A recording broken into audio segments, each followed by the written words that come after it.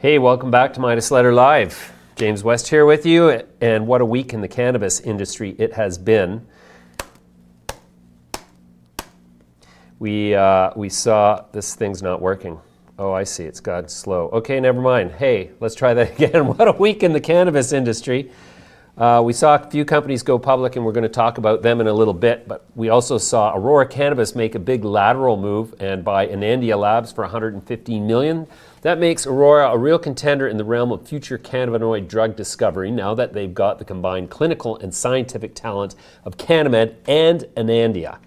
This is really starting to get quite exciting.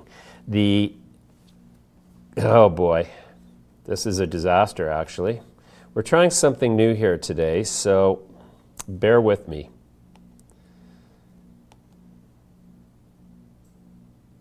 Okay, we have a variable speed. Okay, this is really... Where were we? The Canadian Senate last night debated 40 amendments to Bill C-45, which means that we are still not out of the woods. Actually, we are still not out of the woods completely. Among the contentious points are provinces' the right to outright ban home growing, which the government is opposed to because that was one of the key features of Bill C-45's strategy to put the black market in weed out of business. Not a lot of progress was made, and now we're looking at the summer adjournment for the Senate, which begins in a week. If that happens, the debate will be postponed until September if no consensus is reached, which means it will likely be January 2019 before recreational rules actually take effect. But offsetting that negative was the really big event of the week, which was hands down Canopy Growth Corp's announcement that it is raising $500 million in a debenture with a 4.25% coupon, and it converts at a rate of 20 shares per $1,000 of principal, giving it a de facto value of $48 a share, or nearly $10 billion in market cap. This is an eyeball popper, both because this is the largest financing ever done in the cannabis space anywhere in the world, and also is the first time some of the world's largest and most conservative capital pool players will be playing the space as a truly investment-grade cannabis opportunity. And as if that wasn't enough, Canopy also announced that they are going to absorb any excise tax that their medical patients are exposed to, which means the company is essentially underwriting, in part, the cost of patients' medical costs. These events all put Canopy miles ahead of the pack of other major cannabis LPs, and with these milestones starting to come fast and furious, they are going to be a harder and harder target to catch by the other incumbent LPs. We've got Scott Boys from MPX Pharmaceutical coming up as a guest. We're going to talk to him about their recently announced acquisition of ACMPR licensed producer Canveda. But first, we've got Mike Zavet. He's the CEO of Hyperion Exchange, a new crypto exchange that is part of the new crypto economy, and he's one of the most knowledgeable guys in the space. Also, we're going to wrap up the market with Stevie Meisner, formerly one of Canada's best-known small-cap fund managers. He's probably one of the most colorful characters in the Bay Street mix. He'll join us about halfway through the show. And then at 4:20, we'll have Alan Brockstein, who is the first chartered financial analyst to cover the cannabis space in the United States.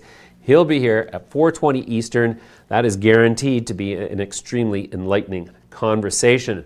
But right now, I'm joined with Mike Zavet, CEO of Hyperion. Mike, thanks for joining me. Thank you for having me on the show.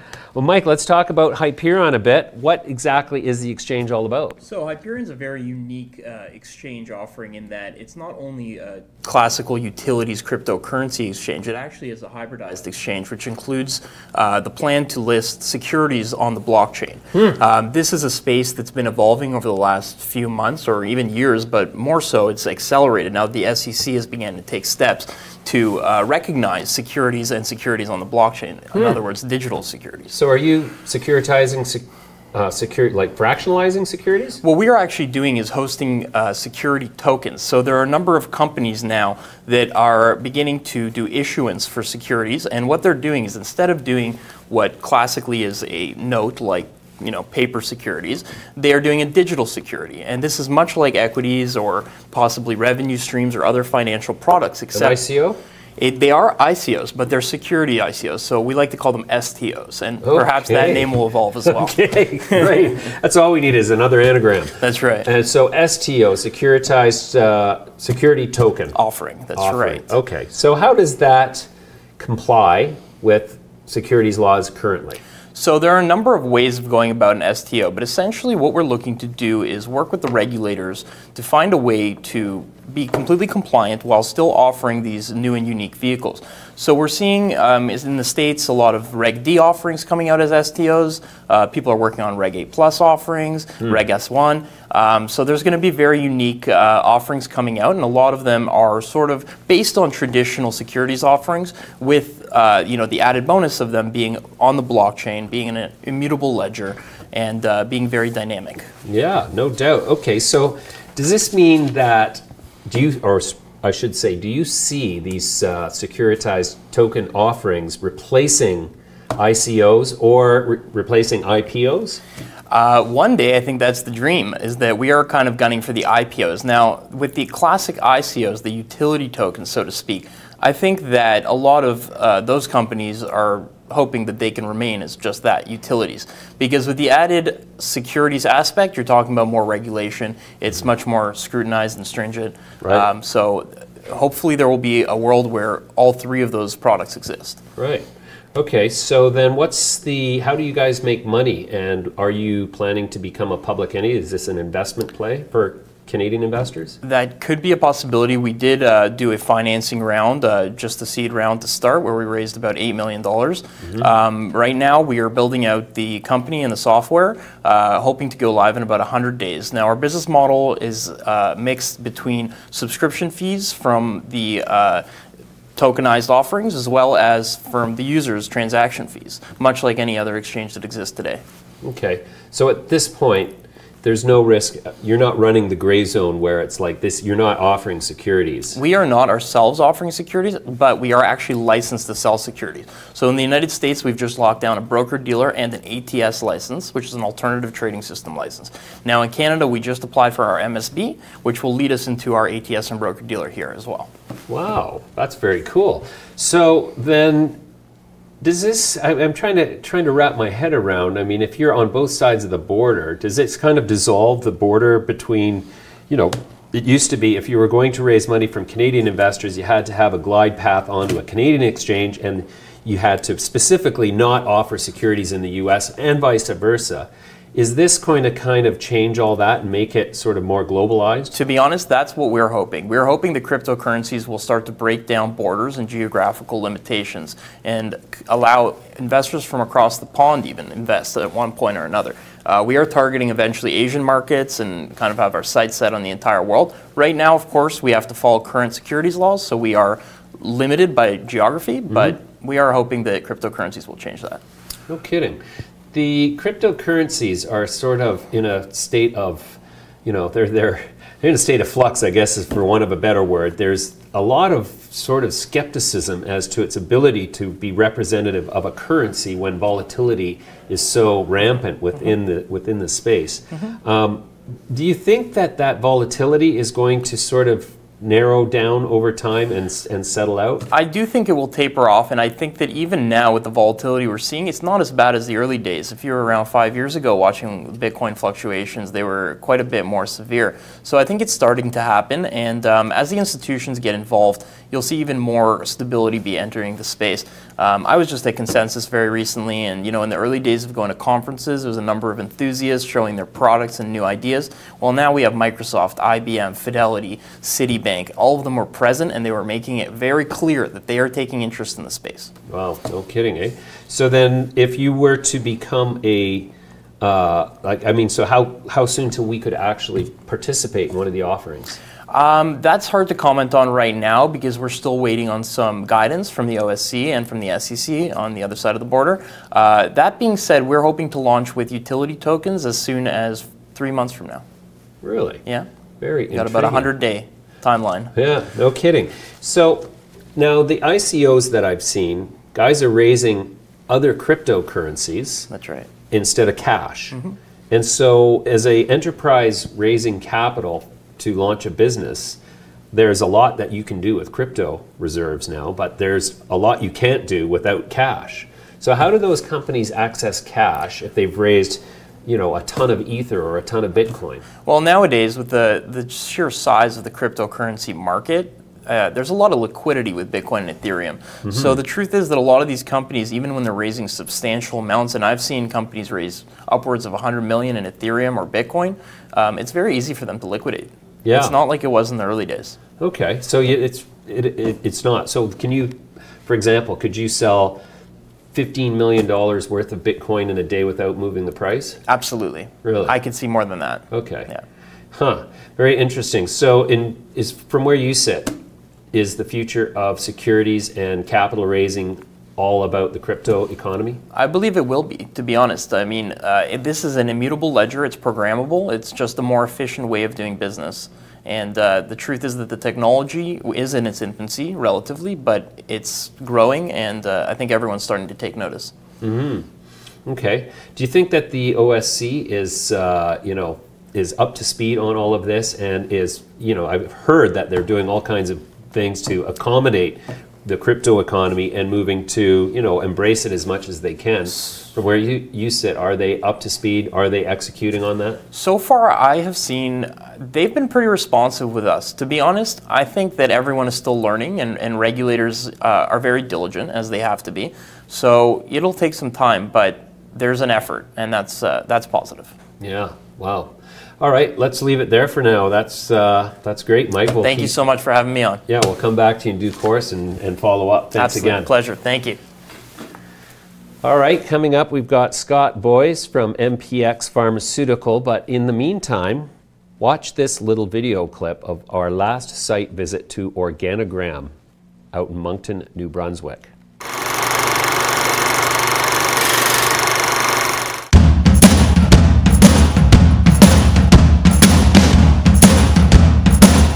So I think a bit of the secret about what we've really been doing here is we started really focusing on our patients. Once you start to understand your patients and what they're looking for, we can take that and apply it to our grow. We have significant investments in our engineering, in our mechanical designs, in our electrical designs. And what we've been able to do is create a 3-tiered growing model that from the bottom left to the top right and everywhere in between, our climate, our water, our temperature is very consistent, which allows us to standardize the crop the whole way through. And at the end of the day, we produce a product that is unmatched in the marketplace and unmatched from a financial cost standpoint at the same time. Moncton proud. Hells yeah.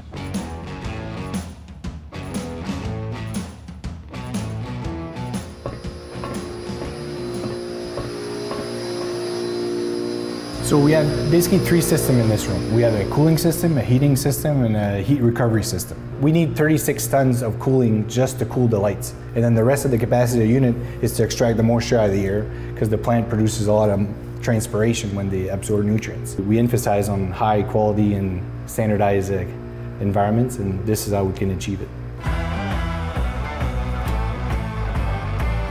So this latest expansion is equipped with an 8 megawatt electrical service. It's got a lot of redundancy built in, so our mechanical is separate from our grow rooms. We're actually working on a substation, which will have 2 20 megawatt transformers. 40 megawatts in total, Yeah. so enough to power a small town. Yeah, probably bigger than a small town, yeah. And what's your electricity bill here every month? Last month it was around $300,000. These are the air handling units for the rooms. The air handling units are outside of the room so that anytime you have to change a filter, anytime you have to do some work, you're not bringing anything into the grow rooms. Do they give off a lot of heat as well? Yeah, so we capture that heat and we use it to heat up our irrigation water so that the plants aren't getting cold water. It's so complicated. The water is circulating by the air to get warmed up, and then it's going down into the food tanks, and then it's being recaptured. Like, who designed all that? It was a team effort. Okay, but it's completely a 100% New Brunswick operation. 100%, yeah. Take that, West Coast. We're here inside glorious and beautiful room 24. What do we got here? So we're in an Edison room and we're looking at Edison Reserve here. When you say Edison, what are you talking about? I thought this company was called OrganiGram. So we just recently launched our core recreational brand, the Edison Cannabis Company. And within the Edison Cannabis Company, there's a sub-brand called Edison Reserve. So that's the crème de la crème. It's our top buds that get hand manicured and craft cured afterwards. So this is Edison Reserve. This and this and this and this. And the lower buds, They go to the Edison standard line. They go through a machine trimming process, so more of a mainstream product. is it still going to be OrganiGram that focuses on the medical market? Exactly. OrganiGram will be our core medical brand, always will be. What are some of the other brands besides Edison that you recently launched? Yeah, so we've got Anchor Organics, which will be our recreational facing organic brand. And we've also got the Trailer Park Buds. So Trailer Park Buds, we're going to be launching with pre-rolls only across the country. Oh. Yeah, so... those guys can't roll to save their lives. Convenience. Convenience what it's all about. We've received some initial guidelines from Health Canada on how recreational packaging could look. Going to be heavily regulated, child resistant. So we've gone ahead and done some initial mock-ups. So you're looking at the Edison Cannabis Company line of packaging. You'll notice there's the THC symbol that has to be on all packaging. The logo can be no bigger than this standardized THC symbol. The Edison Cannabis Company was our decision to create a brand focused on innovation, focused on product. And as we move forward with expanded product lines, such as vaporizers and edibles, definitely the Edison brand positions us well for future innovations. So at OrganiGram, when you put all that together, I think it's a combination that's unseen in Canada in today's marketplace.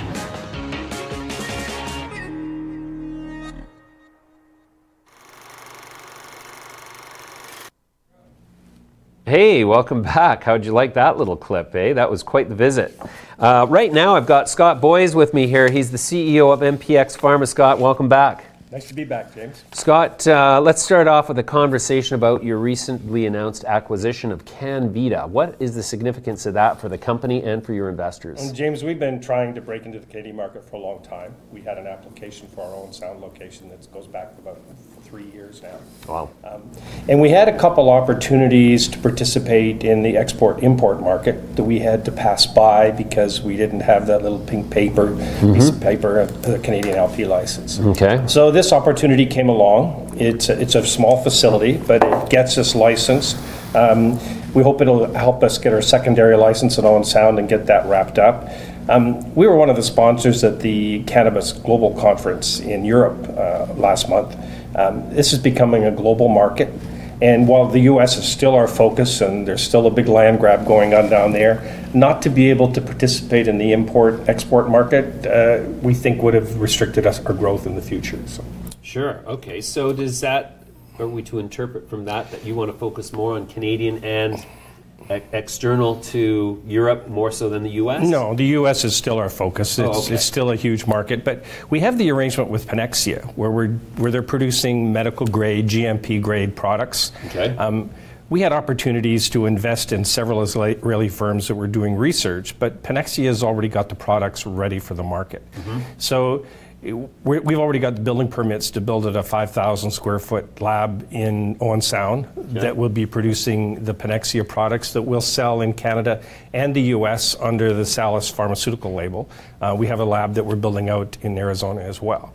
So we'll participate in the medical market. We've also got the MPX brand that is we're just exploding within the US, and we want to be able to bring that brand into the Canadian market as soon as the government here starts to broaden its scope of products that allow to go into the market. Yeah, okay. So you'd probably be a relatively qualified individual to comment on the product mix going out into the first blush of the recreational rules. Right now there's talk about allowing some edibles a little further down the line, but more or less we're restricted to vapes and that's it. So vapes and dried flower rather. So how do you see that evolving over time? Well, if the government really wants to kill the black market, it's going to have to give the consumer either medical or recreational forms that they want to buy, or else the black market will continue to exist. And if you look at our mix in the U.S. now, we're less than 40% dried flower, and it's changing quickly. We do shatter, sauce, wax, live resin, vape, of course. We have machineries down there that'll produce vape cartridges, 2,000 an hour. So okay, now, it's a mass part of the market. Some of these products are above 90% THC. That's correct. And having experimented with some of the more intensive products like that, I question whether or not, once the market and the sophistication of knowledge as to the effect of these higher potency products in the space is, I'm curious as to, you know, how could those be allowed to succeed? I mean, you do one dab of a 90% shatter, and you're gone. I mean, you're gone. It's worse than the effect of 4 martinis. Exactly. Yeah. And so there's also a huge absence as to exactly what the effect of that is on the human organism, and especially with repeated use over time. But I'm not sure that in Canada we have to go to the extreme that the Americans have gone in the marketplace.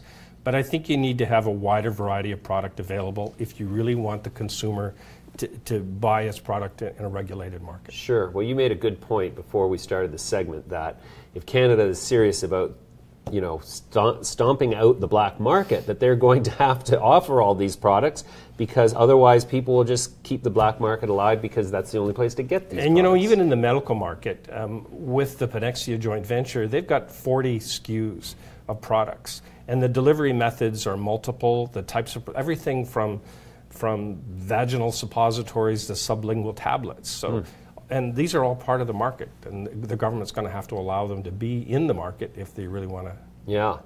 What do you make of some of the 40 amendments that are currently still under debate by the Senate? Well, some of them I'm glad were killed. Right. Specifically the one about really identifying shareholders. Yeah. I mean, we have about, last count on our OBO list, about on the NOBO list, about 15,000. And of course, it's a public company, they change every day. So right. it would be virtually impossible to be able to comply with that. Yeah, and I would think that contradicts privacy rules. Of course, that as well, yeah. Do you think that the labeling rules, I mean, not allowed to, you know, identify brand swag, so to speak. Yeah. I mean, that to me struck me as completely sort of out of left field and kind of wingy, because, I mean, if you look at the alcohol business, which is the nearest analog to this thing, we got beer trucks rolling down the street with the logo. You've got, you know, anything you can put a logo on has a, you know, picture of a beer company's stuff on it. So do you see that one flying through? Well, I know in Arizona, it's a big part of our sales. Right. And it's also,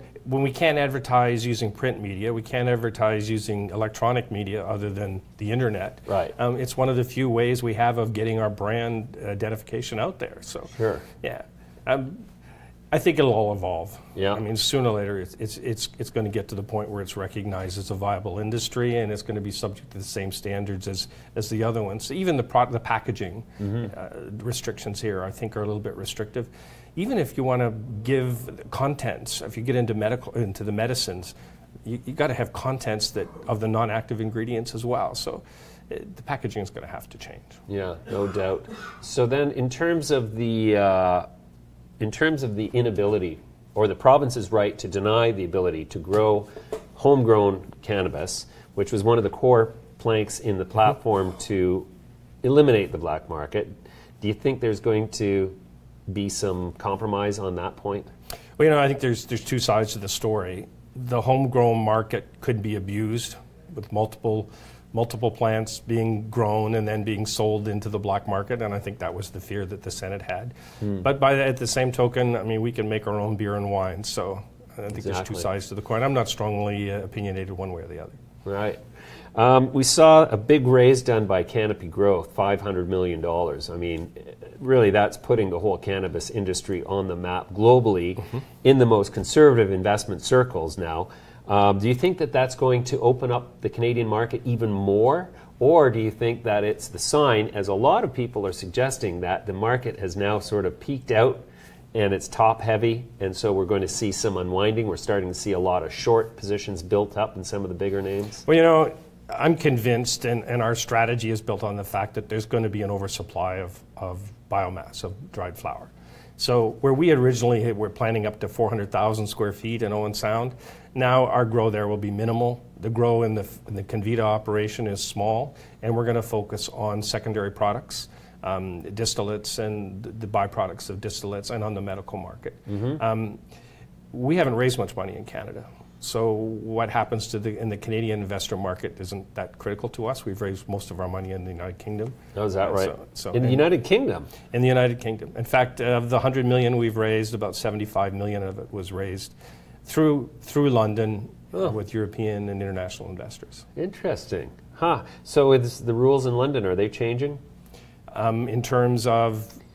Well, are they moving towards a recreational regime? Well, when I was there 3 weeks ago, there's a lot of talk about pushing medical into the market. And typically markets go through 2 stages, right? We start with the medical market, and this has happened in the US as well as in Canada. And then the recreational movement hits on later. But there is a very active lobby going on in Parliament in the UK to get it legalized for medical use. Mm-hmm. Okay, so the whole world's basically moving towards everybody. You know, when I was at the conference, there was people there from Italy, from Spain, from Portugal, from Poland, from several countries in South America, several African countries. It is a global industry now, and moving just as fast globally as it is in North America. Right. So I've seen a bunch of companies making moves into Africa on the pretext that Africa is the cheapest place in the world to grow cannabis. I would think it would also be one of the toughest places in the world to organize a sophisticated agricultural crop that is targeting, high THC values. I mean, I could see growing, CBD hemp there, but are they really going to be able to export a high grade? We've met people from Lesotho. Mm-hmm. We had some conversations from groups from Zimbabwe. There's pretty large agricultural facilities in most of these countries. They're going to be able to grow flower. A lot of them are talking about producing concentrate, low-grade oil for export. We'll see if that develops. But we're also getting a competition out of Peru, Brazil, Colombia. Right. So. Right. All right, Scott, that's a great update. Let's leave it there. We'll come back to you again in a quarter's time and see how you're doing. Thank you once again for joining us. Stick with us. We're going to be right back with Stephen Meisner at 3:30, and, well, it's 1 minute, and then we're going to be here with Alan Brockstein at 4:20 for a market wrap-up. Join us.